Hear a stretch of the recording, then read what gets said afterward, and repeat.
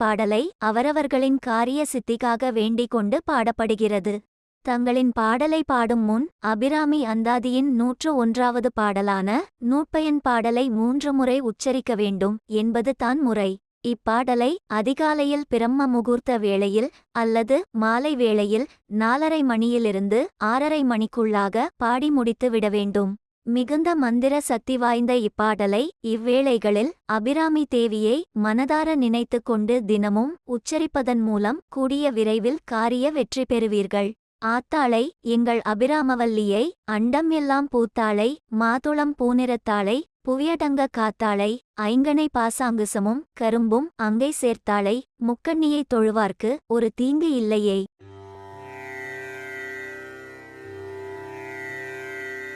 சென்னியது உன்பொன் திருவடித்தாமரை சிந்தையுள்ளே மன்னியது உன் திருமந்திரம் சிந்துர வண்ண பெண்ணே முன்னிய நின்னடி யாருடன் கூடி முறை முறையே பன்னியது என்றும் உன் தன் பரமாகம பத்ததியே.